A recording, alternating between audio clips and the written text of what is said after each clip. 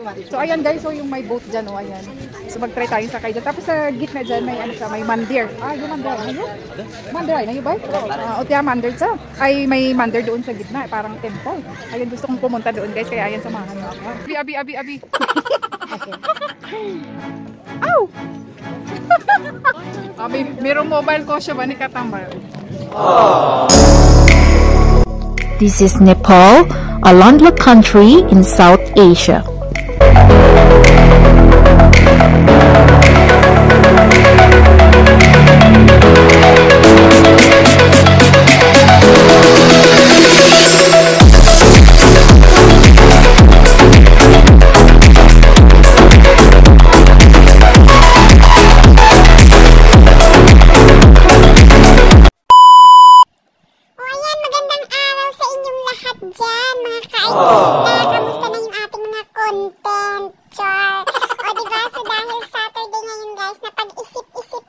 Nasabi ko parang ang tagal ko nang walang vlog sa labas. Kaya naman ngayon ay lalabas tayo para mag-vlog. Para syempre naman aabang-abang yung ating mga vloggers, diba?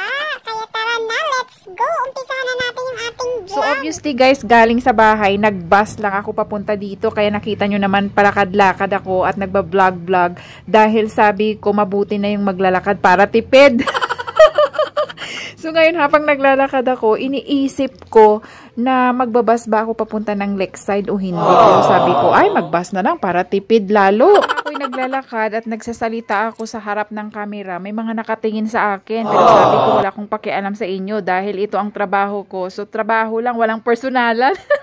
Patuloy lang ako sa paglalakad hanggang finally malapit na rin ako dito sa paradahan ng bus papuntang Lakeside. Ayan, tinuturo-turo ko pa. Diyos ko, tumabi kayo. Hindi ako makabidyo ng mabuti. Grabe sila guys, oh. Para silang mga langga. Wow, grabe ang tao ya guys. So, alam nyo guys, pag ganito yung tao, minsan naisip ko mabuti pa hindi umalis ang COVID-19.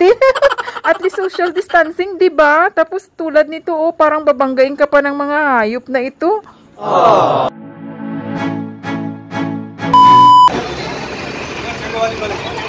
You Lakeside dyan, Uday? Koy Lakeside yun? O ito daw Lakeside. Lakeside, oh. Dito tayo sasakay guys. So ayan guys, as you can see, no, dito mo makikita ang mga pampasaherong bus. O baka isipin na ng mga social kong viewer dyan, nasaan ba ang taxi dyan? Bakit puro bus lang yan? Wala bang taxi dyan? Abay, meron. Huwag ka lang maghanap dito ng tricycle at jeepney. At alam nyo ba guys, kapag ako'y sumasakay ng bus, I make it sure talaga na umuupo ako sa unahan. Dahil I'm sure hindi lang ako mahihilo sa siksikan. Mas hilong-hilo ako sa iba't ibang putukan.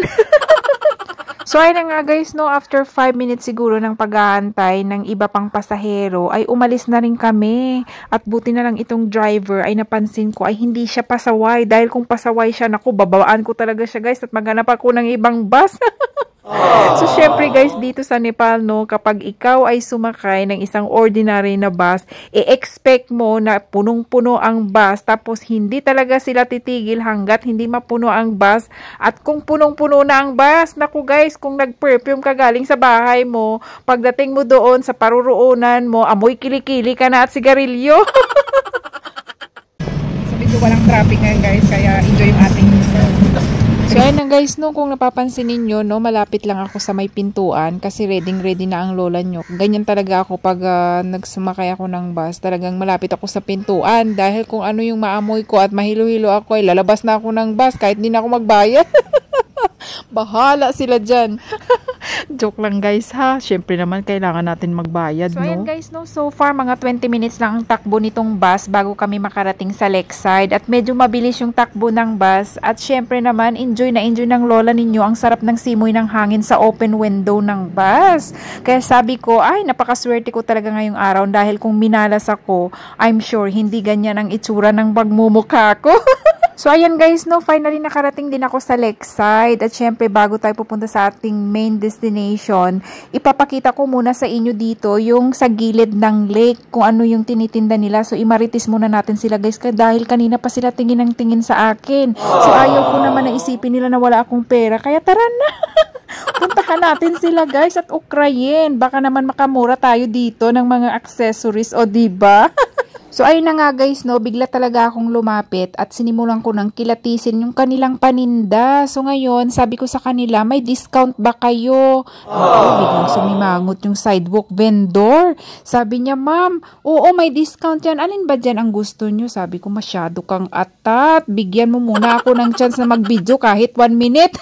Pero alam nyo ba guys, in fairness, talagang magaganda ang mga bracelets at mga necklaces dito sa Nepal dahil kahit saan makikita mo, ito talaga ang mga accessories nila dahil it serve as their cultural accessories. Ayan. So kahit saan ka pumunta dito, yan ang makikita mo, napaka-colorful ng kanilang mga necklaces. Yun nga lang guys, malas lang sila kasi hindi talaga ako mahilig sa mga colorful. So, ang mga itsura ng mga necklaces na to guys ay para lang siyang DIY. Kaya, nagagandahan din ako actually. Pero, syempre, wala talaga akong natipuhan eh. Kaya, pasensya sila. So, ngayon guys, tuloy pa rin yung pagbibidyo-video ko. At hindi talaga mapakali yung isang sidewalk vendor. Sabi sa akin, ma'am, asaan dyan? Bibigyan kita ng discount. Mamili ka na. Sa isip-isip ko, ito talagang vendor na to. Hindi makapag-antay. Nagbibidyo-video pa nga ako eh. So, ayun na nga guys, no, patuloy pa rin ako sa pagbibideo kahit nakukulitan ako dito sa isang sidewalk vendor. Ikaw ba naman guys, kararating mo lang tapos sasabihin niya may napili na ako. Pambihira, akala niya naman sa akin guys. Siyempre, kailangan ko muna itong videohan at makarami na ako ng vlog. So, ayun na nga guys, no, habang binibidyohan ko tong mga necklaces, so napaisip ako ba, grabe ang kanilang mga necklaces, masyadong colorful, parang rainbow color. Tingnan nyo naman guys, kompleto. Oh, may yellow, may red. Lahat na ng kulay nandito. Tapos ang kanilang mga pendant, may mga gold-plated pa.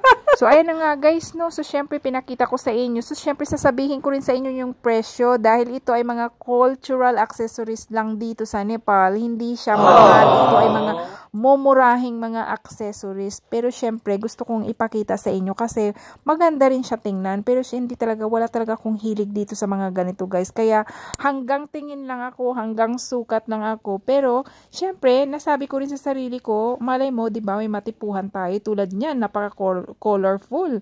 At tanong sa akin yung sidewalk vendor kung kukunin ko. Nasabi ko, ay hindi, gusto ko itong pearl na lang. So, ayan, kaya sinusukat-sukat ko yung pearl dahil gusto ko itong ibigay sa aking anak kasi ito gusto ko siya. So, ayun na nga guys, no, dahil type ko yung pearl, so sabi ko dito sa sales lady, sabi ko, bigyan mo ako ng discount. So, sabi niya, ma'am, 100 yan. Bigay ko na lang sa'yo ng 80 rupees. Sabi ko, mahal naman. Anong klaseng pearl ba ito? Totoong pearl ba to?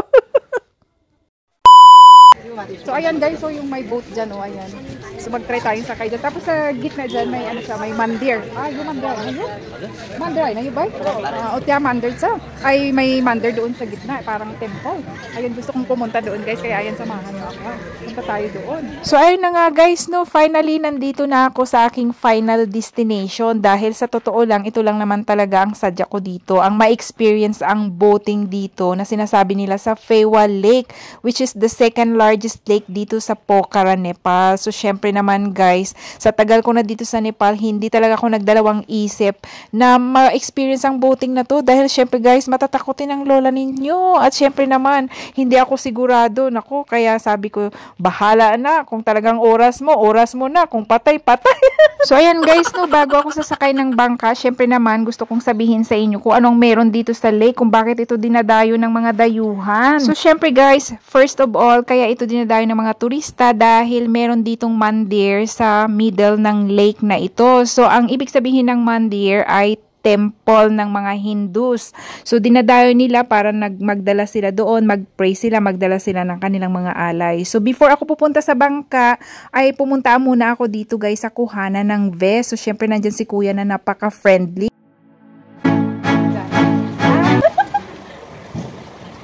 Siri ay? Ani? Which country? Thailand? I'm from Philippines. Philippines. Iti, oh. I know. Where should I go? You go there on ferry.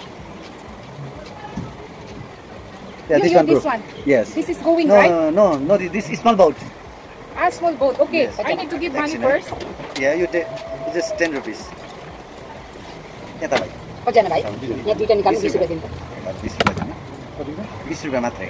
This rupiah. Tapos na 10 rupiah din. Ani arko pa sa uta din yun, day? Eh, lala. Okay. Okay, let's go. So, this is my first time to ride the boat. Okay, let's go. Okay. Bye. Thank you. So ito guys, oh, naka-ano na ako. Naka-best na ako. So pupunta na tayo guys sa ano, sa ating boat. Ayan yung maliit lang na boat yan. Diyan lang tayo sasakay. So let's go. Dito na tayo guys. Ah. Ayan, nandito na tayo. So ayan guys, oh, maraming nagbo-boat. Ita agadi. Ate. Aw! Jaran sa. Merong mobile ko siya ba ni katambal. Ayan guys, first time is to ride gari ko ma. Ayan guys, ang dami pala dito oh. Oh, ayan. First time natin guys mag-boating. Sana lang wag mahulog yung ating phone.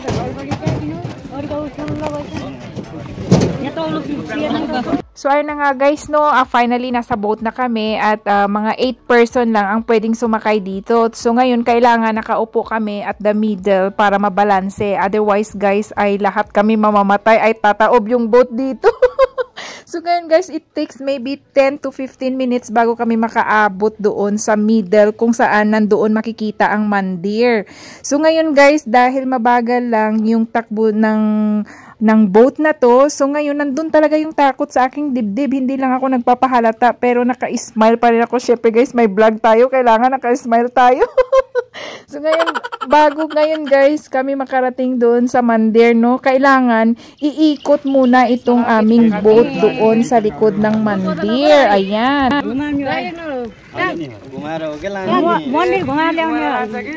Yung mandir, namkyo, day ba niko? Ay bay? Talbaray. Yan, maraming mga boating guys. So abag ka dyan ami? मंदिर घुम्ने अनि त्यहाँपछि फर्किने. I see. Ani how many minutes unsa? Pwede pala kami guys dito mag-ano sa mandir, roaming around. Ow! Oh my god. Abi. Ah! No. Grabe guys yung aking sigaw. Sa lahat sa amin, ako lang sumisigaw. Halata talaga ako yung foreigner doon guys. Dahil sa totoo lang, mga kasama ko, puro sila lalaki. Isa, dalawa lang kaming babae. So ito na guys, andito na ako guys sa mandir. Ayan, ang ganda dito. So ito na guys yung mandir, ano. So ayan, papasok kami dyan and then pwede kami dyan mag-stay kung anong kahit ilang oras ay pwede. So yung aming 105 na charge ay ano na yun guys, cover na yun ang papunta dito at saka pabalik. So ayan, kung tutuusin malapit lang, ayan lang. Dyan kami babalik. So ang ganda dito guys, oh. Yan.